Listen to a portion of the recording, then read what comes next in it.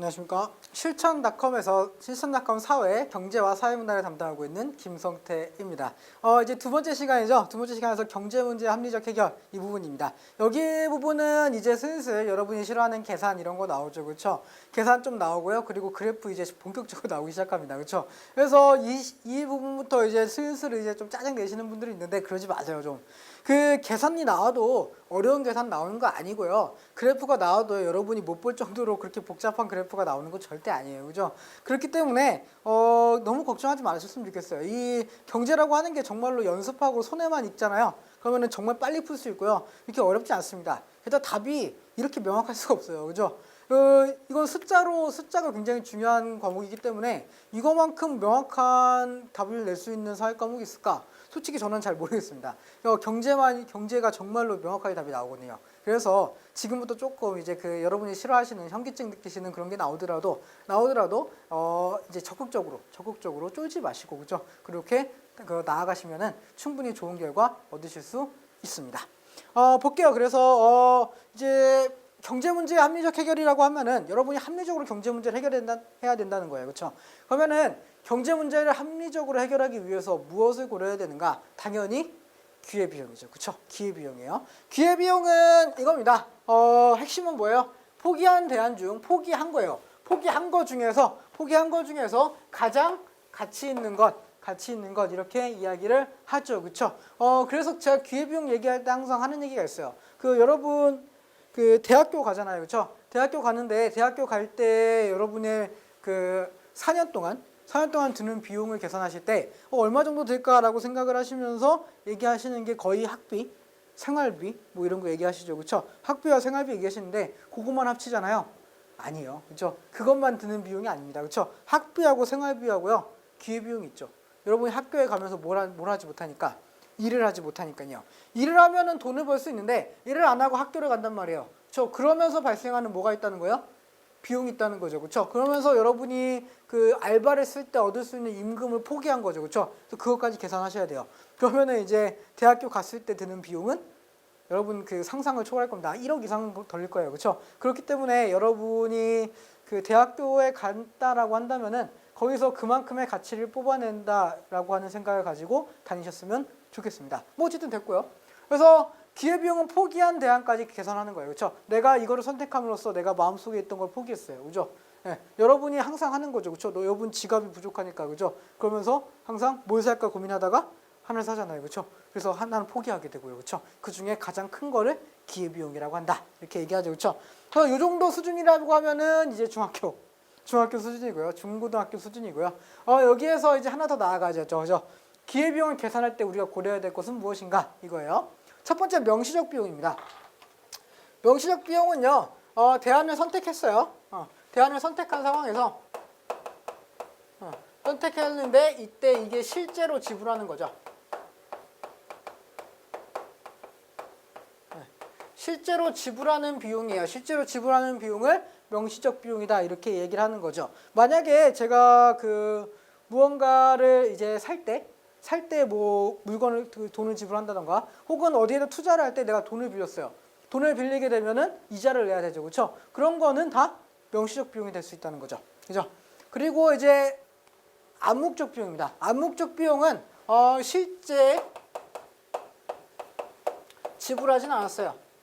그렇죠? 근데 이것을 선택함으로써 뭐예요? 선택함으로써 내가 손해보는 비용이죠. 그렇죠? 손해. 그러니까 내가 실제로 지불하지는 않았는데 내가 이걸 선택함으로써 손해본다. 혹은 포기를 했다. 손해 혹은 포기. 이런 거죠. 그렇죠? 그래서 내가 여기를 포기했기 때문에 이걸 얻지 못했어. 그거는 내가 지불하는 비용이다라고 하는 거죠. 그렇죠? 그래서 명시적 비용과 암묵적 비용을 어떻게 해야 된다는 거예요? 합쳐야 돼요. 이 두 가지를 합쳐야만 뭐가 나온다는 거예요?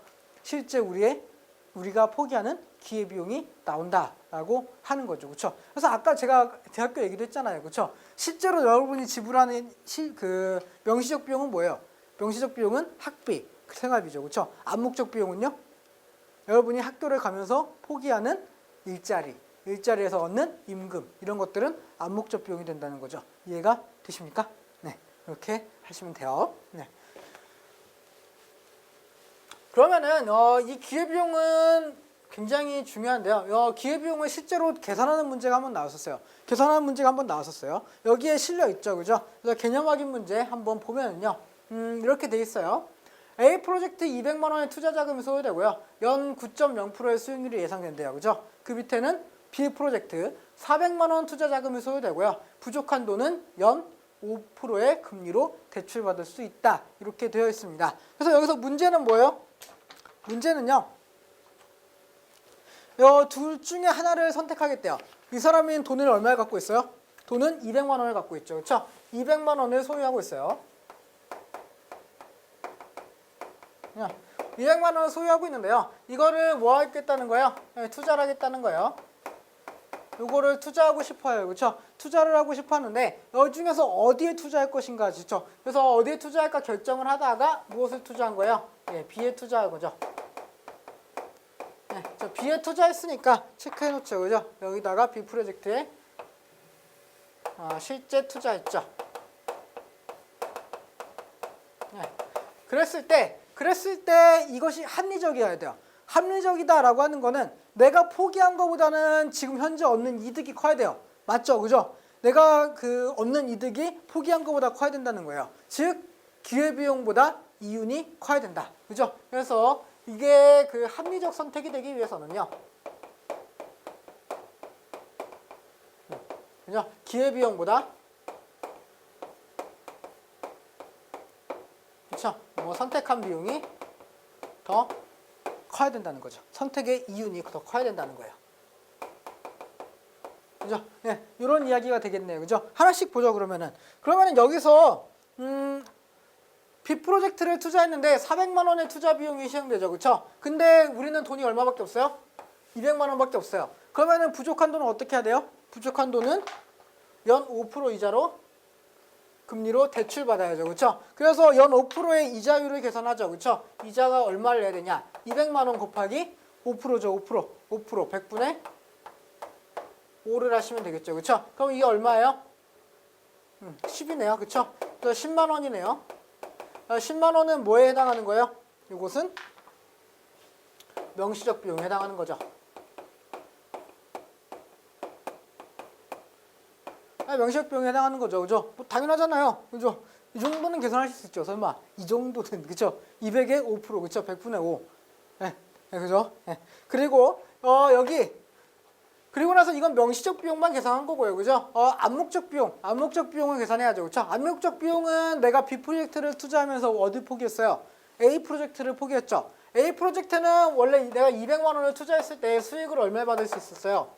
연 9%의 수익을 받을 수 있었는데 내가 이걸 포기하고 여기로 투자한 거예요. 그렇죠? 그래서 이 포기한 가치 200만 원에 연 9%의 이자, 이윤. 그럼 얼마예요? 200 곱하기 100분의 9죠. 그렇죠? 얼마예요? 18만 원. 그렇죠? 18만 원이 이게 뭐가 된다는 거야? 이게 명시적 비용이 된다는 거죠. 요거는 좀 지울게요.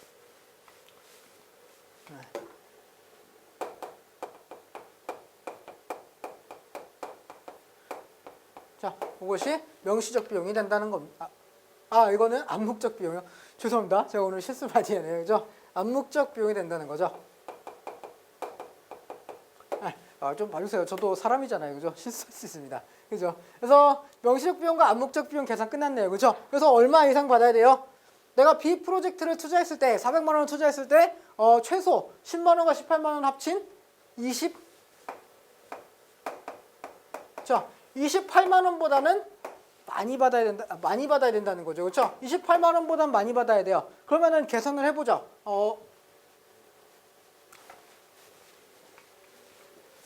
계산을 해보죠. 28만 원 이상을 받아야 됩니다. 28만 원 이상을 받아야 돼요. 얼마를 투자했죠? 400만 원을 투자했어요. 그러면 수익률은 얼마인지 알아요? 몰라요? 모르죠? 수익률 얼마인지 몰라요. 그렇죠? 그래서 수익률 얼마인지 모르지만 100분의 모르는 숫자는 어떻게 하시라고요? X 막 이런 거 하면 막 진짜 막 미쳐 하시는 분이 있는데 하지 마요. 좀 하지 마요. X는 그냥 모르는 숫자예요. 우리가 계산해야 될 숫자죠. 그렇죠? 그러니까 이 X가 나왔다고 해서 막 짜증내고 그러지 마시라고요. 그렇죠? 그래서 X%니까 100분의 X라고 하는 거예요. 그렇죠? 이 몇 퍼센트는 모르죠. 근데 계산하면 돼요. 어떻게 계산하면 돼요? 그렇죠? 뭐예요? 28보다 커야 됩니다. 뭐가요? 4 x가요. 그죠? 그러면은 여러분 그 수학을 정말로 잘 못하시는 분들을 위해서 제가 이렇게까지 해드리겠습니다. 어떻게 하면 돼요? 4로 나누면 되죠. 그쵸? 4로 나누면 돼요. 그래서 4를 나누면은 7. 그죠? x는 뭐보다 커야 돼요? 네, 7보다 커야 되죠. 그럼 x는 최소 7보다 큰 걸 고르시면 되겠죠. 그래서 여기 답을 보시면요. 8.1, 7.1, 6.1, 5.1 있는데 여기서 미친놈처럼 8.1 이렇게 찍으시면 안 됩니다. 큰일 나요. 그죠? 이거 7.1이죠. 그쵸? 여기 뭐라고 돼 있어요? 연간 예상 수익률의 최저 수준이라고 돼 있잖아요. 그쵸? 최저 얼마를 받아야 되는가를 물어보는 거니까 최저 7%보다 큰 7.1%다. 이렇게 이야기를 하셔야 된다는 거죠. 그래서 답은 2번이에요. 그죠? 이렇게 푸는 문제였고요. 이거 실제 시험에 문제 나왔던 문제입니다. 기출문제예요. 기출문제. 즉 이렇게 나온다는 거죠. 시험이 이렇게 나온다는 거예요. 그러니까 여러분은 연습을 하셔야 된다는 거고요. 이해가 되십니까? 그래서 기회비용을 계산하라고 하는 문제는 기본적으로 이런 문제가 나올 겁니다. 그 암묵적 비용과 명시적 비용을 합쳐서 그거보다 좀 크게 만드는 거. 그죠? 이거 수능에도 거의 똑같이 나왔어요. 심지어 투자 금액도 똑같았어요. 200만 원. 수익률만 나왔어요. 수익률이랑 이자율만 다르고요. 문제 똑같이 나왔습니다. 수능에서요. 그 수능 문제를 거의 베낀 거죠. 그죠? 거의 베껴서 이 문제 내신 거죠. 그죠? 그러니까 여러분은 수능 문제도 보셔야 된다는 거예요. 네, 됐습니다. 그러면 기회비용은 요것만 하면 끝이냐? 아니죠. 제가 기회비용은 굉장히 중요하다 그랬잖아요. 그렇죠? 그 중요한 게 여기서 끝나면은 너무 허무하죠. 그죠? 허무하죠. 조금 더 볼게요. 일단은 비용입니다. 여러분이 쓰는 비용에는 어떤 비용들이 있는가? 요거를 기본적으로 알아야 돼요. 첫 번째는 고정비용이죠. 고정비용은요. 여러분이 얼마만큼의 수익을 내는지 몰라요. 여러분이 가게를 차렸어요. 뭐 그 빵가게를 차렸다고 합시다. 빵가게 파리바게트를 차렸어요. 파리바게트를 차렸는데 그 파리바게트에서 빵이 몇 개를 팔리든 상관없어요. 단팥빵 한 개 팔려도 상관없어요. 그냥 여러분이 내시는 금액이요. 뭐 어떤 거죠? 임대료? 임대료 같은 거는 다 그냥 내야 되는 거잖아요. 그죠? 여러분 올해 빵이 조금 팔렸으니까 조금만 낼게요. 이렇게 됩니까? 안 되죠. 안 된다는 거예요. 무조건 내야 되는 그게 바로 고정비용입니다. 두 번째는 가변비용이에요. 가변비용은요. 팔면 팔수록 더 내야 돼요. 대표적으로 어떤 거죠? 여러분 빵가게 차렸다고 했으니까 빵가게 차렸으니까 밀가루죠. 빵이 많이 팔려요. 그럼 많이 만들어야 되죠. 많이 만들기 위해서 밀가루라고 하는 재료비를 사야 되잖아요. 그렇죠? 재료비를 써야 된단 말이죠. 그렇기 때문에 그거는 가변비용이죠. 내가 팔면 팔수록 더 많이 내야 되는 거. 적게 팔면 적게 팔수록 더 적게 내는 거. 그게 바로 가변비용에 해당하는 거고요. 그리고 마지막 매몰비용입니다.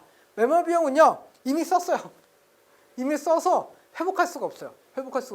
그건 내가 어떻게든 메꿔야 되는 부분이지 내가 어떻게 할 수 있는 부분이 아니라는 거죠. 그렇죠? 그게 매몰비용입니다. 대표적으로는 홍보비예요. 홍보비는 한번 쓰면은 끝이죠. 한번 쓰면 끝이죠. 그렇죠? 그런 것들이 바로 매몰비용에 해당한다라고 하는 겁니다. 다시 회수가 안 돼요. 이렇게 되겠죠. 그렇죠? 그러면은 매몰비용은 대부분 고정비용이 아니냐 이렇게 물어볼 수도 있어요. 왜냐면은 고정적으로 나가는 비용 그 임대료 같은 것도 매몰비용에 해당할 수 있죠. 그렇죠? 그런데 매몰비용과 고정비용의 차이점이 있습니다. 뭐냐면요. 고정비용 중에서는 그 회수 가능한 게 있어요. 회수 가능한 게. 그런 건 매몰비용에 해당할 수 없죠. 대부분 고정비용은 매몰비용에 해당하다고 할 수도 있는데 그 몇몇 고정비용이 매몰비용에 해당하지 않을 수 있어요. 어떤 거냐면요. 그 전세금은요. 나중에 냈다가 나중에 돌려받는 거잖아요. 그럼 회복이 가능하죠. 그거는 일단 지출하고 꾸준히 나가는 비용이니까 고정비용이라고 할 수 있죠. 다만 뭐는 될 수 없는 거예요. 회수가 가능하니까 매몰비용이 될 수는 없죠. 이해가 되십니까? 네, 그렇게 가시면 될 것 같고요. 그러면은 이제 기회비용 조금 더 연습해보죠. 기회비용 조금 더 연습해볼게요. 처음에 생산 가능 곡선이 있습니다. 생산 가능 곡선 이렇게 되어 있죠. 그렇죠? YJ가 있고요.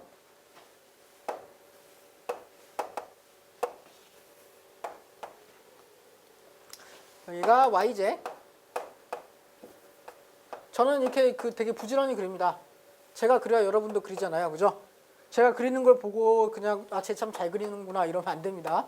네, 같이 그린다고. 꼭 제가 꼭 그리라고 하는 건 반드시 좀 그려줘요. 뭐 제가 이렇게 막 그냥 혼자 그리는 거는 뭐 굳이 여러분이 안 그리셔도 크게 상관은 없지만 제가 반드시 그려보세요 이렇게 얘기하는 게 있습니다. 그런 것들은 여러분도 직접 그려보세요. 네. 여기는 x제죠, 그렇죠? x제. 그리고 여기에 선이 있습니다. 이런 식의 선이 있죠. 네. 요거를 생산 가능 곡선 이렇게 얘기해요, 그죠? 그래서 요 선 안에서는 생산이 가능한 겁니다. 그래서 점은 크게 여기 3개 찍혀 있죠. 3개. A 선이 있고요. 여기 B 있고요. 여기 A 있고요. 여기에 B, 여기는 C입니다. 그렇죠? 그래서 A, B, C가 의미하는 것이 무엇인가? 요거에 대한 이야기죠. 그렇죠? A는 무엇을 의미할까요? 생산할 수 있을까요? 없을까요? 일단 그거부터 얘기하죠. 생산할 수 있죠. 생산할 수 있어요. 왜? Y제 최대 이만큼 생산할 수 있고요. 그죠? B제, X제 최대 이만큼 생산할 수 있잖아요. 그죠? 근데 여기서는 얼마를 생산하고 있어요? 이거보다 더 적게. Y제도 더 적게. 그리고 X제도 적게, Y제도 더 적게. 더 적게 생산하고 있잖아요. 그래서 생산은 가능해요. 생산은 가능해요. 근데 굳이 이럴 필요는 없죠. 굳이 이럴 필요는 없다는 겁니다. 이거는 무슨 선이에요? 그러면은 이 점은 생산 가능점이지만 비효율적인 생산점입니다.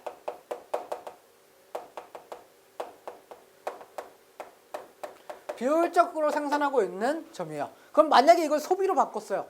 만약에 소비로 바꿨다고 칩시다. 소비로 바꾸면은 소비 가능하죠. 하지만 비효율적인 소비를 하는 곳이죠. 그죠? 굳이 소비를 따로 하진 않을게요. 이런 식으로 하겠습니다. B는요? B는 내가 만들 수 있는 최대한을 다 동원해 갖고 만들었어요. 그죠? 그럼 최선을 다한 거죠, 나는. 나는 최선을 다했어요. 그렇다는 거는 효율적인 생산점이죠. 낭비하지 않고 있다고 하는 겁니다. 낭비하지 않고 있다고 하는 거예요. 그럼 C는 뭐죠? C는 이 선 바깥에 있잖아요. 그죠? 바깥에 있어요. 그러면 이거보다 훨씬 더 많은 생산을 해야 되는데 그거는 뭐예요? 내 능력 밖이죠. 내 능력 밖이라는 거예요. 그러면은 C는 생산 불가능점입니다. 자, 생산이 불가능한 지점이라고 하는 거예요. 그러면은 만약에 점이 여기 B가 아니라 여기에 찍혀 있어요. 혹은 여기에 찍혀 있습니다. 혹은 여기에 찍혀 있을 수도 있어요. 그죠? 네. 그럼 이 점들은 다 뭘까요? 모두 효율적인 생산점입니다. 무엇을 얼마나 생각할지는 그거는 개인 문제고 내 선호도의 문제고, 그렇죠? 어쨌든 뭐만 하면은 효율적 생산이라는 거예요. 내가 최선을 다하면 돼요. 내가 최선을 다하면은 무조건 효율적 생산점이라는 거죠, 그렇죠? 그래서 요 라인 안에 들어가 있으면은 무조건 효율적인 생산을 하고 있는 지점이다. 이렇게 생각을 하시면 되겠습니다. 이해되시죠, 그렇죠? 그렇게 하시면 돼요. 그리고 또 한 가지. 만약에 이렇게 생산하고 있다가 기술이 발전했어요. 기술의 혁신이 있었습니다. 기술의 혁신이 있어서 요 점이 Y제를 지금보다 더 생산할 수 있게 됐어요. 그러면은 요 점이 위로 올라가겠죠, 그죠? 그래서 Y제의 최대 생산점이 이렇게 올라가게 됩니다. 하지만 X제의 변화가 없다면은 요런 점이 되겠죠. 요런 점이 되겠죠, 그렇죠? 그래서 만약에 요게 이런 식으로 올라갔다라고 하면은 Y제 생산 기술의 발전이다, 이렇게 보시면 되겠죠, 그렇죠? Y제 생산 기술의 발전이 이렇게 일어나게 되는 거고요. 그리고 여기서 이렇게 될 수도 있죠, 그렇죠? 이렇게 될 경우에는 X제 생산 기술이 늘었다는 거죠. X제가 지금보다 더 많은 생산할 수 있다는 거잖아요, 그렇죠? 그래서 만약에 이렇게 된다고 한다면은 X제 생산 기술 발달로 볼 수 있다, 이렇게 되는 거죠, 그렇죠? 이렇게 보시면은 되겠습니다. 그래서 여기서는 이제 다 했어요. 요거에 관련된 내용 다 했고요. 그럼 다음으로 넘어가 볼게요.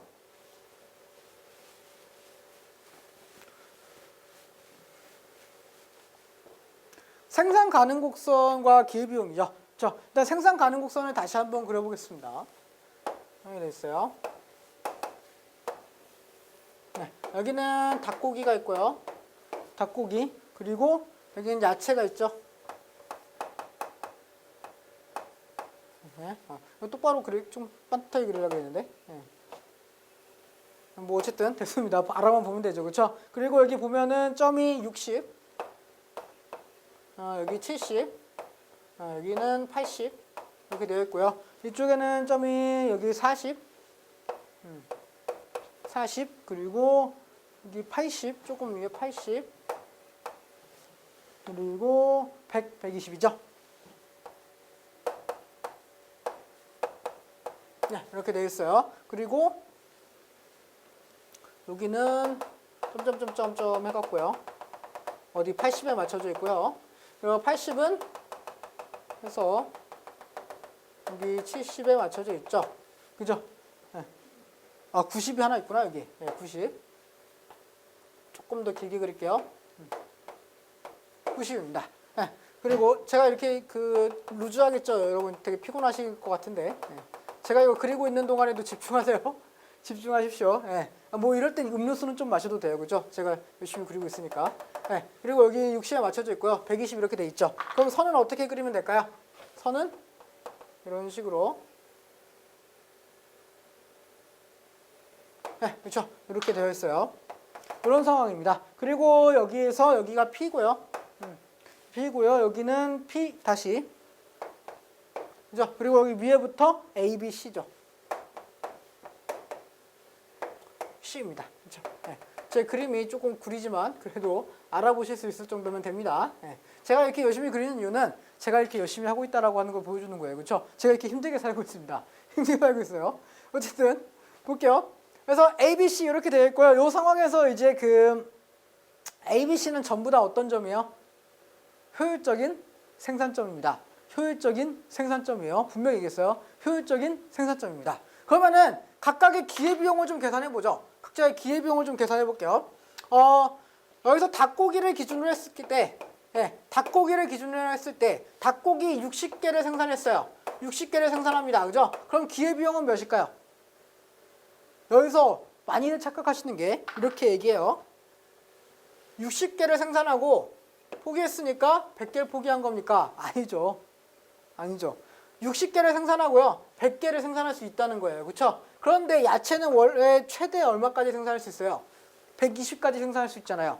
그래서 닭고기 60개를 생산하면서 포기한 야채는 몇 개란 거예요? 20개죠. 20개. 그죠? 20개를 포기했다는 거예요. 그럼 A에서 기회비용은 반드시 이렇게 계산하세요. 기회비용은 생산한 거 기준입니다. 생산한 거 60개 생산했죠. 60개 생산한 거에서 뭐예요? 포기한 거. 이렇게 하시면 됩니다. 이렇게 하시면 돼요. 생산한 거 분의 포기한 거. 그죠? 그래서 이거는 몇이에요? 3분의 1이 되겠네요. 네. 3분의 1이 기회비용이 된다는 거죠. 닭고기에 대한 기회비용이에요. 그럼 B도 똑같이 계산해보죠. B는 어떻게 계산해요? 70개. 네. 70개 생산했죠. 그렇죠? 70개를 생산했는데 포기는 몇 개를 포기했어요? 120에서 80까지 떨어졌네요. 그죠? 40개 포기했네요. 그렇죠? 그럼 기회비용이 몇이에요? 7분의 4. 이렇게 하시면 되겠죠. 그죠? C도 계산해볼까요? C는 계산하면 어떻게 돼요? 80. 80개를 생산했죠. 그렇죠? 포기한 건 몇 개요? 120에서 40까지 떨어졌네요. 그죠? 80이네요. 그죠? 그럼 몇이에요? 1입니다. 네, 계산이 끝났죠. 그죠? 그러면은 이거 볼게요. 기회비용이요. 기회비용이요. 밑으로 내려가면 내려갈수록 커져요. 그쵸? 닭고기를 더 생산하면 생산할수록 포기하는 게 더 커진다는 거죠. 그쵸? 커진다는 거예요. 이게 그런 거죠. 닭고기를요. 처음에 하나 먹으면 좋죠. 그죠? 2개 먹을 때는 만족이 떨어지잖아요. 그렇잖아요. 물론 나는 치킨은 무조건 질리니까 그게 아니라요. 그죠? 치킨도 먹다 보면 질리잖아요. 많이 먹으면 질린다고요. 막 기름지고 그러잖아요. 그죠? 그런 것처럼 만족도가 떨어진다는 거죠. 그죠? 떨어진다는 거죠. 그래서 점점 이제 뭐예요? 만족도가 떨어지니까 기회비용은 더 커지는 뭐 그런 현상이라고 볼 수 있겠죠. 뭐 어쨌든 중요한 거는 여기서 뭐냐면요. 이 기회비용을 계산하는 거예요. 첫 번째는 계산하는 거. 계산하는 거 제가 알려줬죠. 뭐예요?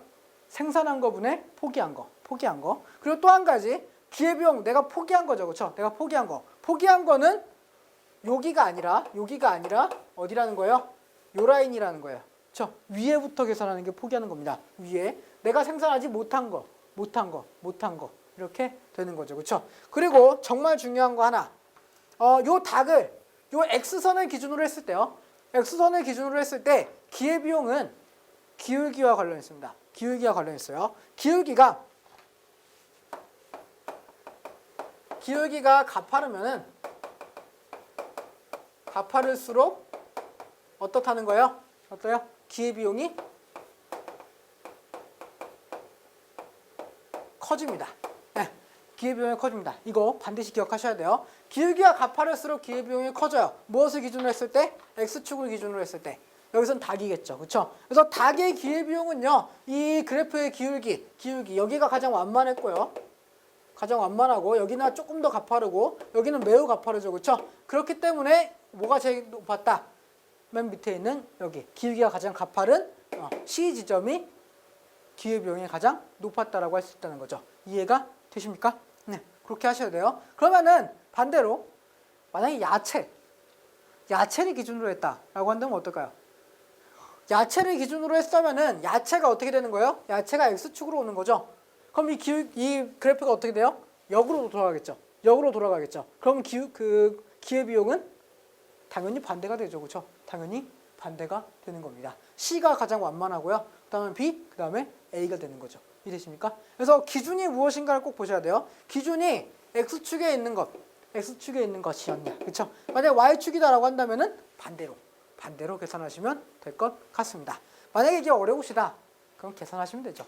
계산하시면 돼요. 어떻게든 여러분이 풀 수는 있게 문제를 만드니까요. 네.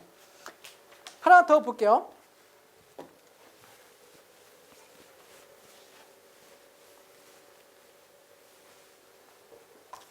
네, 생산 가능곡선과 기회비용인데요. 이것도 한번 보겠습니다. 이거는 이런 그래프가 되겠어요. 네, 되어 있고요. 하나는 이런 식으로 되어 있고요. 네, 그리고 또 하나는 저는 점선이지만 저는 파란색으로 그리겠습니다. 네, 이렇게 되어 있어요. 그래서 여기 보면은 여기가 200이라고 되어 있고요. 네, 여기는 흰색으로 그려야겠다.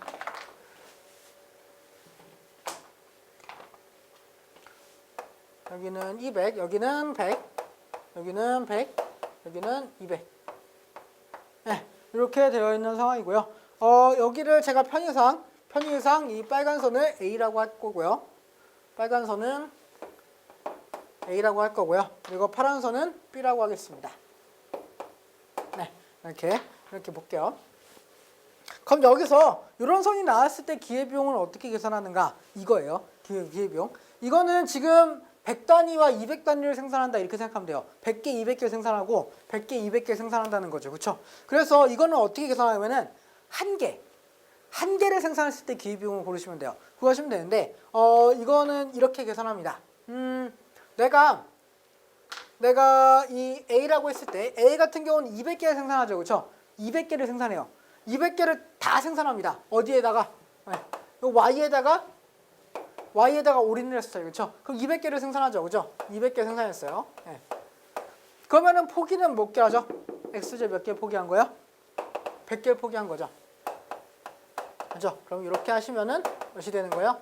2분의 1이 되는 거죠. 그렇죠? 2분의 1이 여기 기회비용이 된다는 거예요. 그러면은 반대로 여기는 100개를 생산했죠? 100개를 다 올인해 버렸어요. 그렇죠? 100개를 올인했더니 몇 개를 포기한 거예요? YJ 200개를 포기한 거죠. 그렇죠? 그러면은 기회비용이 뭐가 돼요? 2가 되는 거겠죠. 그렇죠? 됐습니까? 네. 똑같아요. B 같은 경우는 YJ에다 올인하면 100개를 만들 수 있어요. 그렇죠? 100개를 만들었는데 포기한 건 몇 개요? 200개를 포기했죠. 그죠? 그래서 2입니다. 기회비용은 2예요. 만약에 한 개를 추가 생산할 때 이만큼 이렇게 된다는 거죠. 그렇죠? 예. 그리고 이게 가능한 이유는 뭐죠? 직선이어서 그래요. 직선이어서 똑같은 비율로 떨어지잖아요. 그죠? 똑같은 비율로 떨어지니까 그런 겁니다. 그럼 XJ를 생산했을 때는 똑같죠? 200분의 100. 그래서 여기는 2분의 1. 이렇게 된다는 겁니다. 그래서 XJ와 YJ 생산할 때 기회비용이 둘이 다르다라고 하는 거예요. 그러면은 여기서 조금만 더 생각해 볼게요. 그러면은 A하고 B는 각각 무엇을 생산하는 게 이득이죠?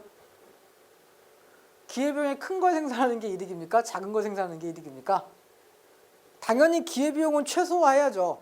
기회비용을 최소화하고 기회비용이 적은 걸 생산하는 게 이득이라는 거죠. 그죠? 그래서 만약에 두 사람이 교류를 할 수 있다. 둘이 교류를 할 수 있다라고 한다면은 A 같은 경우는 어디에 특화하고 여기 YJ에 특화하고요. A 같은 경우는 YJ에 특화하고요. 네, B 같은 경우 어디에 특화한다는 거예요? XJ에 특화하는 거죠. 그죠? 그런 다음에 교환을 하는 것이 훨씬 이득이다라고 하는 겁니다. 그럼 여기서 또 한 가지. 아직 안 끝났어요. 그죠? 아직 안 끝났어요. 여기서 또 한 가지. 그러면은 YJ 특화하고 XJ 특화했어요. 그죠? 그러면은 YJ 특화한 다음에 교류를 한다고 했죠. 그렇죠? 교환을 할 거라고 했어요. 교환을 할 거라 그러면은 A하고 B는 각각 몇 개씩을 받아야 되는가? 이거죠. 그렇죠? 그러면 A가 생산하는 거 뭐예요? YJ죠. 그렇죠? YJ죠. YJ를 생산했어요. YJ를 생산했는데 YJ 한 개를 줬어요. 왜? 한 개를 생산하는 기회비용 우리가 계산했으니까. 한 개를 딱 줬을 때 내가 포기한 거 뭐 얼마였죠? 아까? XJ 2분의 1개를 포기했잖아요. 그죠? 그러면 한 개를 줬을 때 몇 개를 받으면 된다는 거예요? 최소한 2분의 1개 이상을 받아야 된다는 거죠. 2분의 1개를 받을 필요는 없어요. 왜? 그냥 내가 생산하면 되니까. 어차피 그걸로 교환하나 내가 생산하나 똑같다는 거잖아요. 그래서 최소한 2분의 1보다 많이 받으면요 교류할 수 있다는 거죠.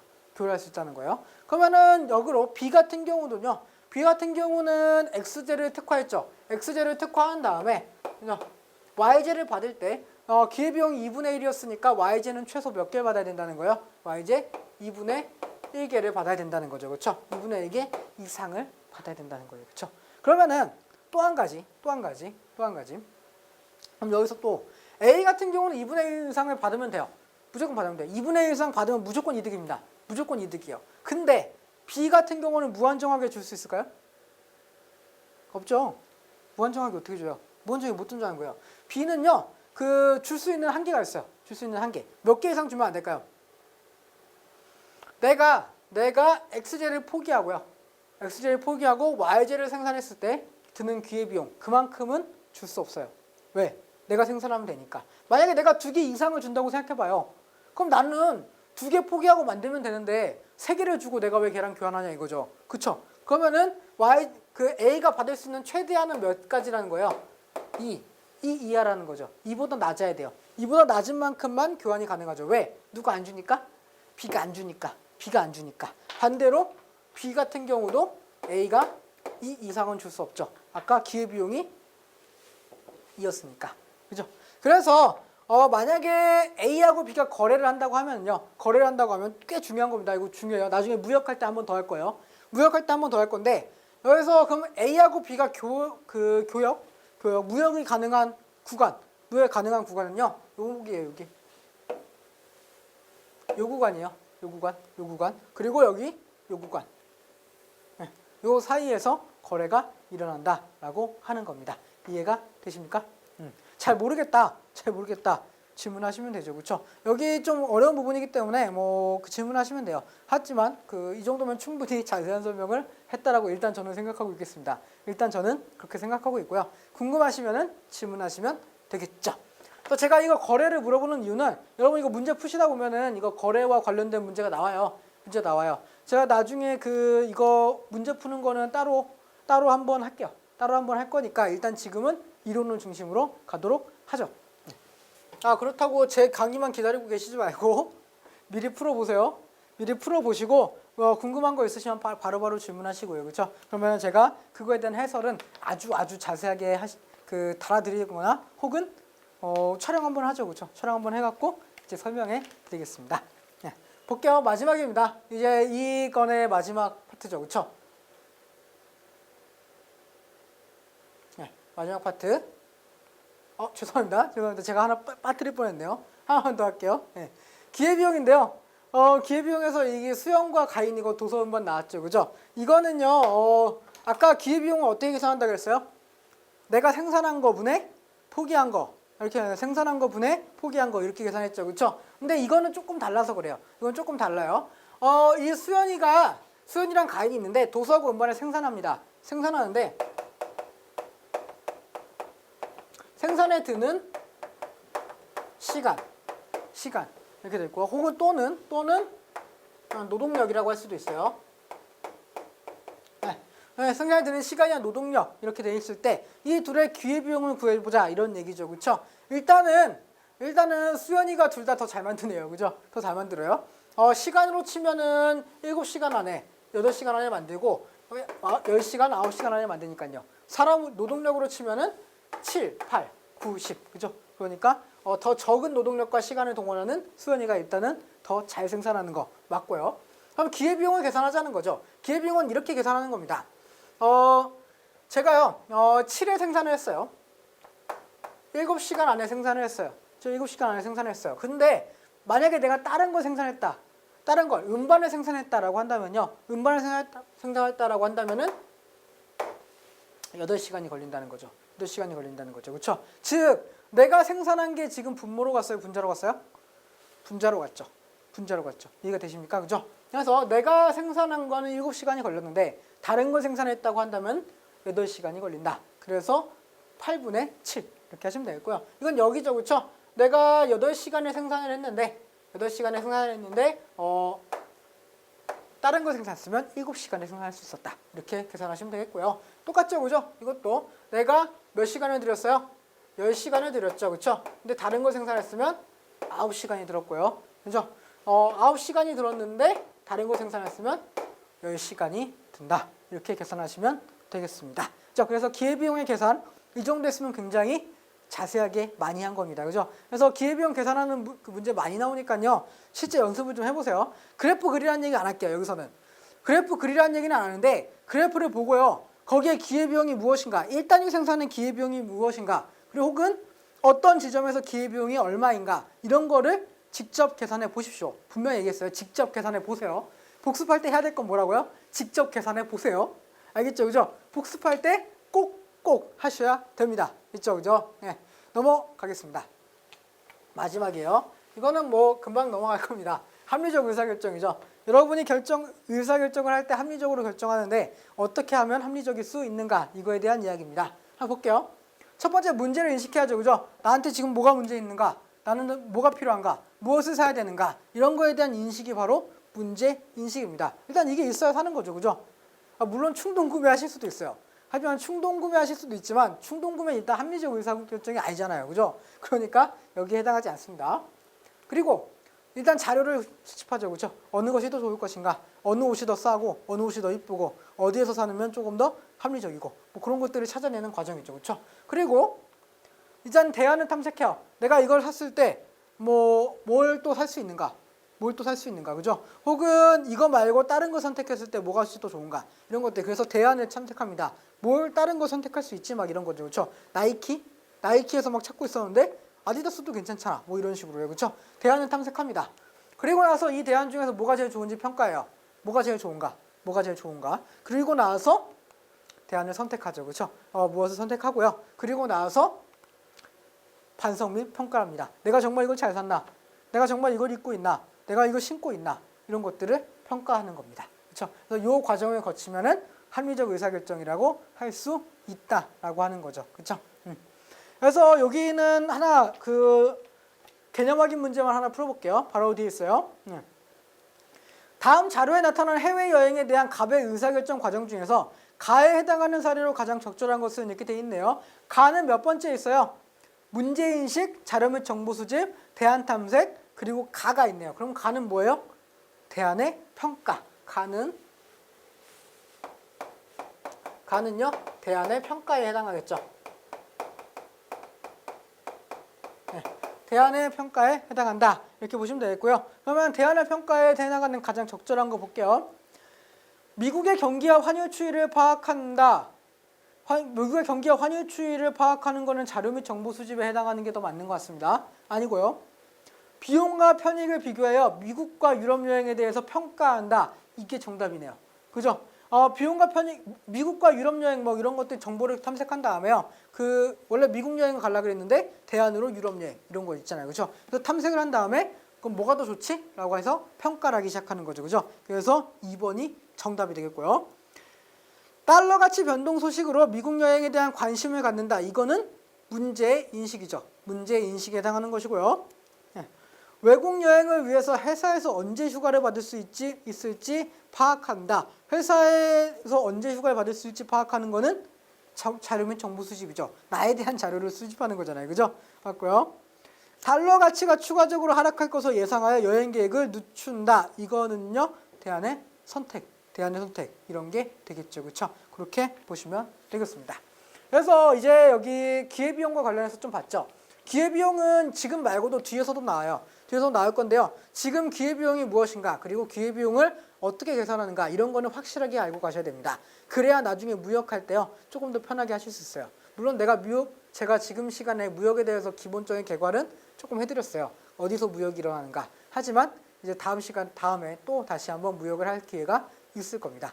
어쨌든 여기서 중요한 거 또 얘기합니다. 몇 번 얘기하는지 모르겠어요. 기회비용의 계산입니다. 기회비용의 계산이에요. 그죠? 그래서 그것을 다시 한번 확인하고 복습하시면 분명히 좋은 결과가 있을 거라고 생각합니다. 그러면요, 세 번째 시간에 뵙겠습니다. 수고하셨습니다.